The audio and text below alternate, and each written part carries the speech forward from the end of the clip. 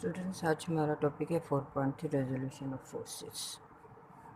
अब इस टॉपिक को स्टार्ट करने से पहले हम फोर्स के बारे में पढ़ लें कि फोर्स क्या है। फोर्स किसी भी बॉडी की मूवमेंट को रोक सकती है या फिर वो अगर कोई बॉडी स्टॉप है तो उसको मूव करवा सकती है। और इसके अलावा फोर्स जो है वो बॉडी की डायरेक्शन जो है, मोशन की डायरेक्शन, उसको भी चेंज कर सकती है।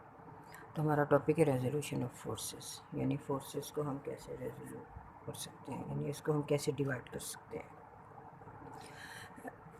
अब अगर हम बात करें, जब हम प्लॉट एक ग्राफ ड्रॉ करते हैं तो उसमें अलोंग सम टाइम हम वैल्यू जो है अलोंग एक्स एक्सिस लेते हैं, कभी हम अलोंग नेगेटिव एक्स एक्सिस लेते हैं, कभी वाई एक्सिस लेते हैं और कभी नेगेटिव वैल्यू लेते हैं। यानी जो भी फोर्स हम लगाते हैं, अगर हम सपोज अगर हम एक्स एक्सिस के ऊपर फोर्स लगा रहे हैं तो अगर फोर्स होगी तो वो क्या होगी, वो पॉजिटिव होगी। और अगर हम वाई एक्सिस पे कोई फोर्स लगाएंगे तो वो भी क्या होगी, हमारे पास एफ वाई, तो वो भी क्या होगी, पॉजिटिव होगी। ये डिपेंड करता है कि आप इसे किस डायरेक्शन में लगाते हैं। यानी अगर आप फोर्स एक्स एक्सिस पे लगाएंगे तो उसका इम्पैक्ट जो है वो वाई एक्सिस पे नहीं होगा, और अगर आप वाई एक्सिस पे लगाते हैं तो उसका इम्पैक्ट जो है वो एक्स एक्सिस पे नहीं होगा। यानी अब हम ये देखेंगे कि अगर हमने एक फ़ोर्स लगाई है जो कि ना तो अलोंग एक्स एक्सिस है और ना ही अलोंग वाई एक्सिस, बल्कि किसी और डायरेक्शन में है। सपोज ये इस डायरेक्शन में है, ये देखिए ये, यानी ये ना तो अलोंग एक्स एक्सिस है ना ही अलोंग वाई एक्सिस है, बल्कि वो इस डायरेक्शन में है। ठीक है, तो यानी इसका ये मतलब है कि हम अब इस टॉपिक को, रेजोल्यूशन ऑफ फोर्सेस को हम स्टार्ट करेंगे। यानी हम ये कह सकते हैं कि ये वो फोर्स है जो कि अलोंग एक्स एक्सिस क्या है, एक एंगल थीटा बना रही है। ठीक है,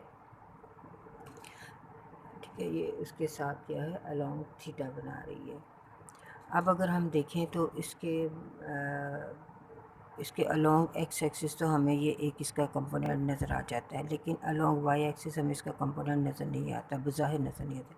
लेकिन अगर हम यहाँ से एक परपेंडिकुलर ड्रॉ करेंगे, दिस वन, तो फिर हमें यहाँ से इसको इसके साथ में, तो अलोंग वाई एक्सिस भी हमें इसका एक कंपोनेंट जो है वो नज़र आएगा। ये देखिए हमारे पास एक डायग्राम है, उसी डायग्राम को हम ले रहे हैं।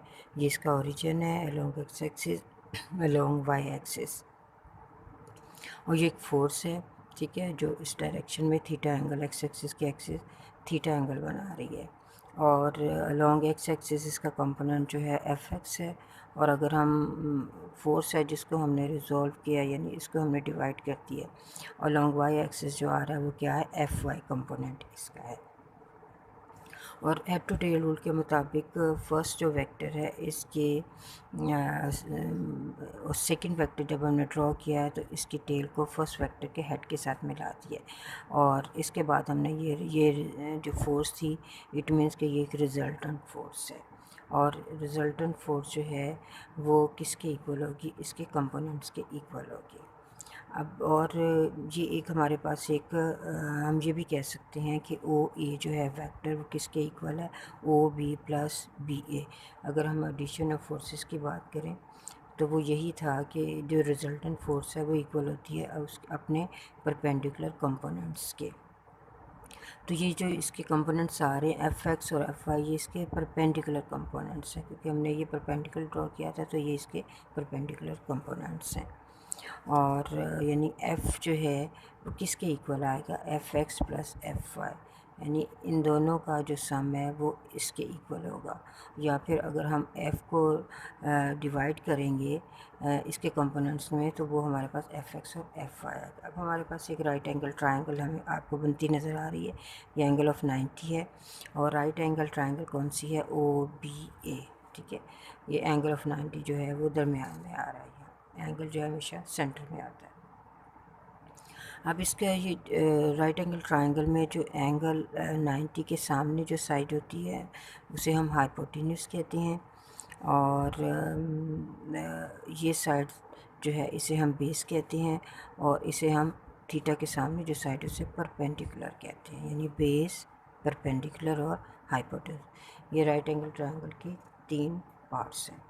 अब यहाँ से हम एफ एक्स और एफ वाई की जो फार्मूला है वो हम ड्राइव करेंगे। अब अगर हम बेस को डिवाइड करते हैं हाइपोटेन्यूज से, ठीक है, यानी बेस क्या है एफ एक्स और हाइपोटेन्यूज एफ, अगेन या फिर हम ये कह सकते हैं ओ बी को जब हम ओ ए से दिस वन ओ बी को जब हम ओ ए से डिवाइड करेंगे तो हमारे पास कौन सा रेशियो आएगा, कॉस थीटा आएगा, ठीक है।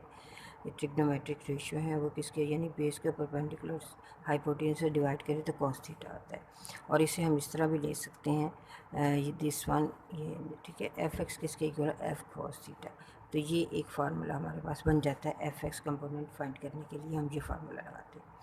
अब आ रहा है एफ वाई पर दूसरा कंपोनेंट एफ वाई क्या है, परपेंडिकुलर। अगर हम परपेंडिकुलर को हाइपोटेन्यूज से डिवाइड करते हैं यानी F Y divided by F, या हम ये भी कह सकते हैं B A divided by O F A, तो हमारे पास कौन सा वो किसके इक्वल होगा, वो साइन थीटा के इक्वल होगा। और या F Y is equal to F sine theta.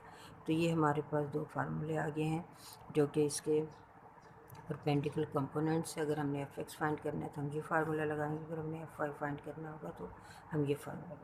अब हम इसकी डेफिनेशन की तरफ आते हैं। डेफिनेशन क्या है, splitting up of a force into its mutual perpendicular component इसका रेजोल्यूशन ऑफ फोर्स, यानी किसी भी फोर्स को इसके परपेंडिकुलर कंपोनेंट्स में जो हम स्प्लिट अप कर देते हैं तो इस प्रोसेस को क्या कहते हैं, रेजोल्यूशन ऑफ फोर्सेस।